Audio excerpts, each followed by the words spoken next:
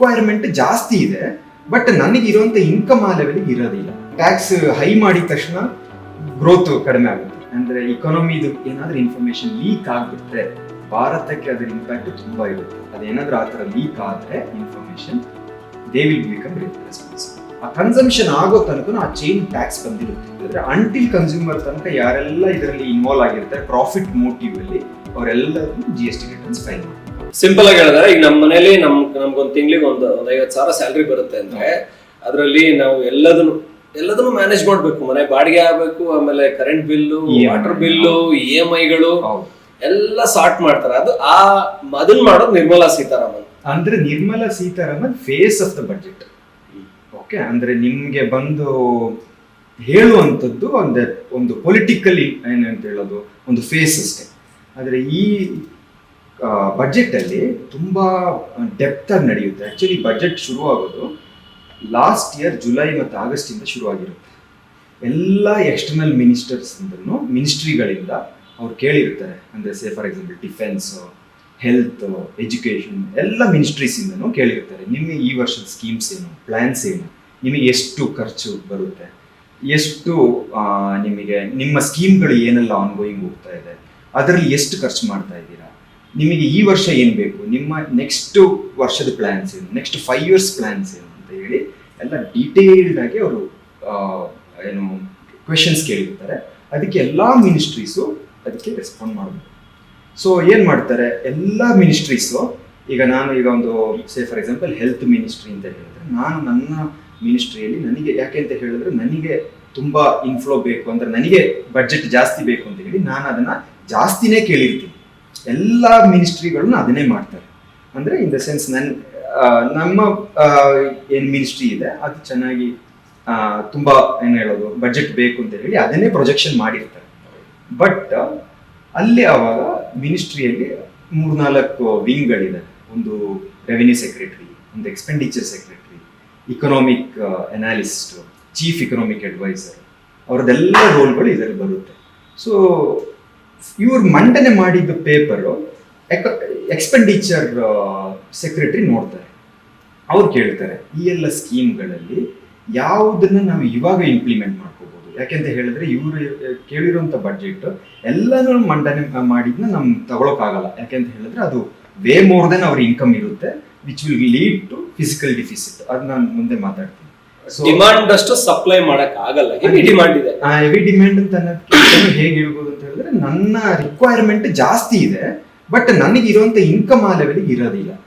So expenditure secretary ಇದನ್ನು ನೋಡ್ತಾರೆ, ಯಾವ್ದೆಲ್ಲ ಸ್ಕೀಮ್ನ ಇವಾಗ ಇಂಪ್ಲಿಮೆಂಟ್ ಮಾಡ್ಬೋದು, ಯಾವ್ದೆಲ್ಲ ಸ್ಕೀಮ್ಗಳನ್ನ ನೆಕ್ಸ್ಟ್ ನಾವು ಪೋಸ್ಟ್ಪೋನ್ ಮಾಡ್ಕೋಬಹುದು, ಹೇಗೆ ಇದು ಇಕಾನಮಿಗೆ ಹೆಲ್ಪ್ ಆಗುತ್ತೆ, ಹೇಗೆ ಇದು ಭಾರತಕ್ಕೆ ಹೆಲ್ಪ್ ಆಗುತ್ತೆ ಅಂತ ಹೇಳಿ ಅವರು ಒಂದು ಕನ್ಕ್ಲೂಷನ್ಗೆ ಬರ್ತಾರೆ. ಎಲ್ಲಾ ಮಿನಿಸ್ಟ್ರಿ ಹತ್ರ ರೆವಿನ್ಯೂ ಸೆಕ್ರೆಟರಿ ಇರ್ತಾರೆ. Revenue secretary is for revenue.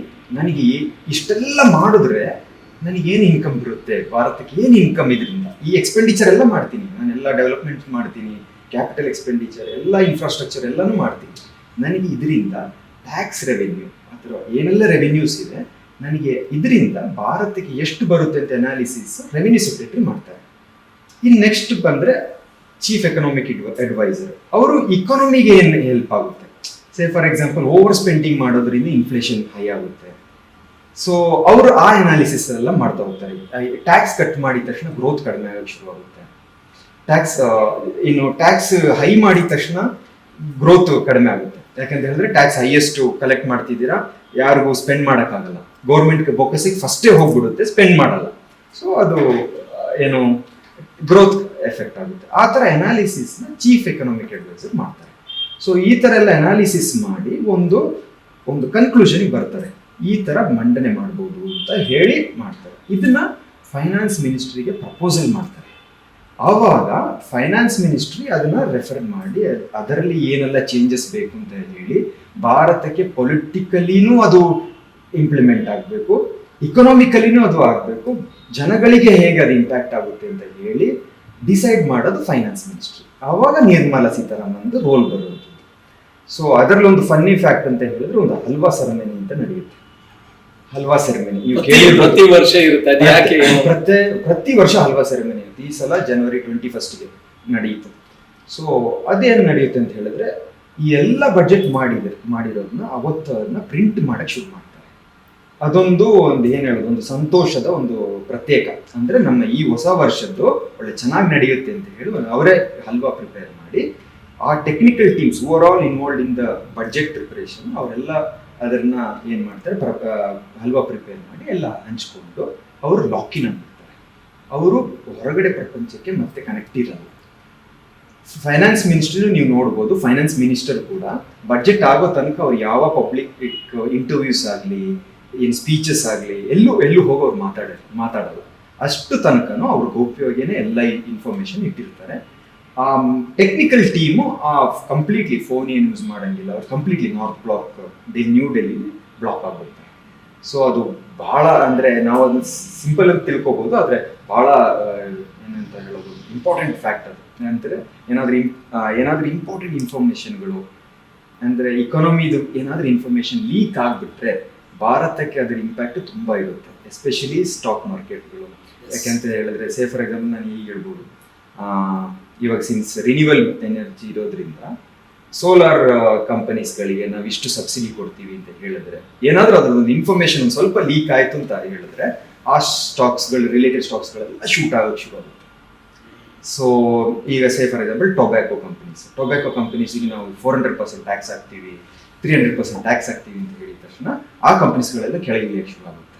So ಇಂಥ ಇನ್ಫಾರ್ಮೇಷನ್ಗಳೆಲ್ಲ ಏನು ಇಂಪ್ಯಾಕ್ಟ್ ಎಲ್ಲ ಇಂಪ್ಯಾಕ್ಟ್ ಎಲ್ಲ ಸೊ ಸ್ಟಾಕ್ ಮಾರ್ಕೆಟ್ಗೆ ಇಕಾನಮಿಗೂ ಇಂಪ್ಯಾಕ್ಟ್ ಆಗುತ್ತೆ. ಮತ್ತೆ ನಮ್ಮ ಭಾರತನ ನೋಡುವಂಥದ್ದು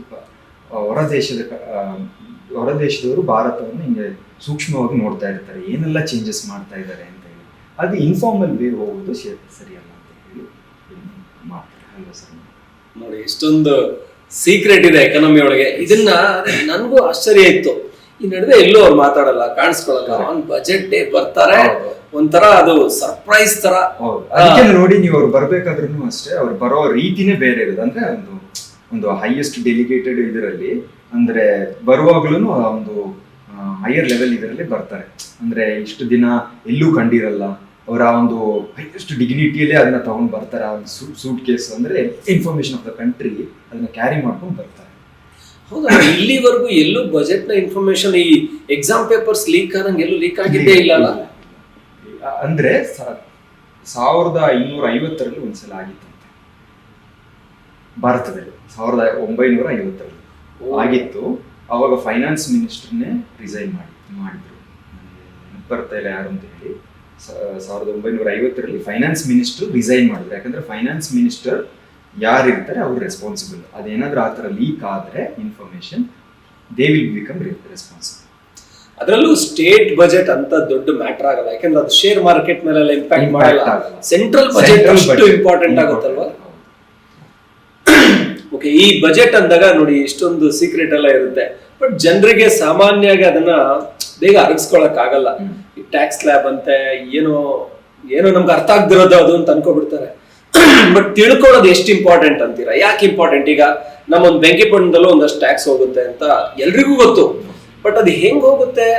ಅದು ವೆಂಡರ್ಗೆ ಹೋಗುತ್ತೆ, ವೆಂಡರ್ ಇಂದ ಹೋಗುತ್ತೆ, ಸರ್ಕಾರದ ಅಕೌಂಟ್ಗೆ ಹೋಗುತ್ತಾ, ಯಾರ ಕಡೆಗೆ ಹೋಗುತ್ತೆ ಅನ್ನೋದೆಲ್ಲ ಗೊತ್ತಿಲ್ಲ. ಅದು ಹೆಂಗ್ ಹೋಗುತ್ತೆ ಅಂತ ಒಂದು ಪ್ರೊಸೆಸ್ ಹೇಳೋದಾದ್ರೆ, ಈಗ ನೀವು ಬೆಂಕಿಪಟ್ಟಣದ್ದೇ ಒಂದು ಎಕ್ಸಾಂಪಲ್ ತಗೊಂಡ್ರಿ ಅಲ್ವಾ? ನಾನು ಆ ಎಕ್ಸಾಂಪಲ್ ಇಟ್ಕೊಂಡು ತಗೋತೀನಿ.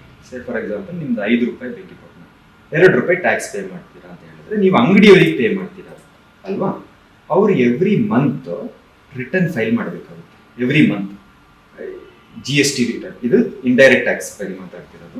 ಎವ್ರಿ ಮಂತ್ ರಿಟರ್ನ್ ಫೈಲ್ ಮಾಡಬೇಕಾಗುತ್ತೆ, GST ರಿಟರ್ನ್ಸ್ ಫೈಲ್ ಮಾಡಬೇಕಾಗುತ್ತೆ. ನೀವು ಮಾತ್ರ ಕಲೆಕ್ಟ್ ಮಾಡಿರುವಂತಹ ಅಮೌಂಟ್ ಆ 2 ರೂಪಾಯಿ. ಇಲ್ಲೊಂದು ಇಂಟರ್ಫಿಯರ್ ಆಗ್ತೀನಿ. ರಿಟರ್ನ್ ಫೈಲ್ ಮಾಡೋದು ಬೆಂಕಿಪಟ್ಟಣ ಫ್ಯಾಕ್ಟರಿ ಅವರ ಅಥವಾ ಯಾರು ಇದರಲ್ಲಿ ಅಂಗಡಿಯವರ? ಯಾರು ಈಗ ಅದರಲ್ಲಿ ಫ್ಯಾಕ್ಟರಿಯವರು ಮಾಡ್ತಾರೆ. ಯಾಕೆಂತ ಹೇಳಿದ್ರೆ ಎಲ್ಲೆಲ್ಲ ಈ ಪ್ರಾಫಿಟ್ ಎಲಿಮೆಂಟ್ ಮತ್ತೆ ಇದರಲ್ಲಿ ಅವರ ಚೈನ್ ಇದೆ ಅಂಟಿಲ್ ಕಸ್ಟಮರ್ ತನಕ, ಎಲ್ಲಿ ತನಕ ಇದೆ. ಯಾಕಂದ್ರೆ GST ಅಂದ್ರೆ ಅನ್ನೋದು ಕನ್ಸಂಪ್ಷನ್ ಟ್ಯಾಕ್ಸ್. ಆ ಕನ್ಸಂಪ್ಷನ್ ಆಗೋ ತನಕ ಆ ಚೈನ್ ಟ್ಯಾಕ್ಸ್ ಬಂದಿರುತ್ತೆ. ಸೊ ಎಲ್ಲರೂ ಈಗ ಫ್ಯಾಕ್ಟ್ರಿಯಿಂದ ಹೋಗ್ಬೇಕಾದ್ರೆ ಫ್ಯಾಕ್ಟ್ರಿಯವರು ಇನ್ವಾಯ್ಸ್ ರೇಸ್ ಮಾಡಿರ್ತಾರೆ, ಅವರು ಫೈಲ್ ಮಾಡಬೇಕು GST. ಡಿಸ್ಟ್ರಿಬ್ಯೂಟರ್ ಇದ್ದಾರೆ ಅಂತ ತಿಳ್ಕೊಳ್ಳಿ. ಡಿಸ್ಟ್ರಿಬ್ಯೂಟರ್ ಅದನ್ನ ತಗೊಂಡು ಅವರ ಪ್ರಾಫಿಟ್ ಆಡ್ ಮಾಡಿ ಮತ್ತೆ ಇನ್ನೊಬ್ಬರಿಗೆ ರಿಟೇಲರ್ ಸೆಲ್ ಮಾಡಿರ್ತಾರೆ. ಆ ರಿಟೇಲರ್ ಕನ್ಸ್ಯೂಮರಿಗೆ ಸೆಲ್ ಮಾಡಿರ್ತಾರೆ. ಕನ್ಸ್ಯೂಮರ್ ಅದನ್ನ ಪರ್ಚೇಸ್ ಮಾಡಿ ಯೂಸ್ ಮಾಡುವಂಥದ್ದು. ಸೊ ರಿಟರ್ನ್ ಯಾರೆಲ್ಲ ಫೈಲ್ ಮಾಡಬೇಕು ಅಂತ ಹೇಳಿದ್ರೆ, ಅಂಟಿಲ್ ಕನ್ಸ್ಯೂಮರ್ ತನಕ ಯಾರೆಲ್ಲ ಇದರಲ್ಲಿ ಇನ್ವಾಲ್ವ್ ಆಗಿರ್ತಾರೆ ಪ್ರಾಫಿಟ್ ಮೋಟಿವ್ ಅಲ್ಲಿ, ಅವರೆಲ್ಲರೂ GST ರಿಟರ್ನ್ಸ್ ಫೈಲ್ ಮಾಡಬೇಕಾಗುತ್ತೆ. ಇವಾಗ ಈ ಎಕ್ಸಾಂಪಲ್ ತಗೊಂಡು ನಾನು ಇವಾಗ ರಿಟೇಲರ್ ಎಕ್ಸಾಂಪಲ್ ತಗೊಂಡು ನಾನು ಈಗ ಹೇಗೆ GST ಗೌರ್ಮೆಂಟ್ ಬೊಕ್ಕಸಕ್ಕೆ ಹೋಗುತ್ತೆ ಅಂತ ಎಕ್ಸಾಂಪಲ್.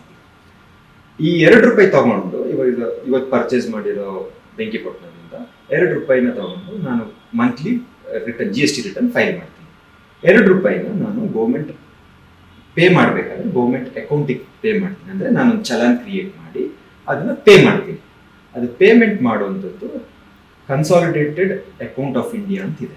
ಅದು RBI ಅಂಡರಲ್ಲಿ ಬರುತ್ತದೆ. ಅದು ಏನು ಅಂತ ಹೇಳಿದ್ರೆ, ಈ ಕನ್ಸಾಲಿಡೇಟೆಡ್ ಅಕೌಂಟ್ ಆಫ್ ಇಂಡಿಯಾ ಅನ್ನೋದ್ರಲ್ಲಿ ಒಂದು ಡೈರೆಕ್ಟ್ ಟ್ಯಾಕ್ಸಸ್, ಇನ್ನೊಂದು ಇಂಡೈರೆಕ್ಟ್ ಟ್ಯಾಕ್ಸಸ್. ಆಗಲೇ ಹೇಳಿದ ಪ್ರಕಾರ ಇವೆರಡು ಇದನ್ನ ಮ್ಯಾನೇಜ್ ಮಾಡುವಂಥದ್ದು CBDT ಅಂದ್ರೆ central board of direct taxes, central board of indirect taxes and customs ಅಂತ ಹೇಳಿ. ಈ ಎರಡೂ ಬೋರ್ಡ್ ಟ್ಯಾಕ್ಸ್ ಕಲೆಕ್ಷನ್. ಇವಾಗ GST ಅನ್ನುವಂಥದ್ದು ಇಂಡೈರೆಕ್ಟ್ ಟ್ಯಾಕ್ಸ್. ಆ CBICದು ಅಕೌಂಟ್ ಬಂದಿದೆ ಅಂತ ಹೇಳಿ ಆ ಕನ್ಸಾಲಿಡೇಟ್ ಅಕೌಂಟ್ ಅಲ್ಲಿ ಬರುತ್ತೆ. ಸೊ ಈ ₹2 ನೀವು ಪೇ ಮಾಡಿದ ತಕ್ಷಣ ಆ ಅಕೌಂಟಿಗೆ ಹೋಗಿ ಜಮೆ ಆಗುತ್ತೆ. ಅದು RBI ಅದನ್ನ ರೂಲ್ ಮಾಡ್ತದೆ, ಅಂದ್ರೆ ಅಂಡರ್ ಕಂಟ್ರೋಲ್ ಇರುತ್ತೆ. ಓಕೆ, ತುಂಬಾ ಚೆನ್ನಾಗಿದೆ. ನಾನು ಜನರಿಗೆ ಇದನ್ನ ಇನ್ನೊಂಚೂರು ಸಿಂಪಲ್ ಆಗಿ ಹೇಳೋದಾದ್ರೆ, ನೀವು ತಗೊಂಡ ಒಂದು ಬೆಂಕಿಪಟ್ಟಣ ಅಥವಾ ಒಂದು ಪ್ಯಾಕೆಟ್ ಉಪ್ಪು ಇರ್ಬೋದು, ಏನೇ ಇರ್ಬೋದು, ಅದು ₹2, ₹4, ₹1 ನಿಮ್ಮ ಜೇಬಿಂದ ಇವ್ರಿಗೆ ಹೋಗುತ್ತೆ, ಅಂಗಡಿಯವ್ರಿಗೆ ಹೋಗುತ್ತೆ, ಅಂಗಡಿಯವರಿಂದ ಗೌರ್ಮೆಂಟ್ ಅಕೌಂಟ್ ಹೋಗುತ್ತೆ.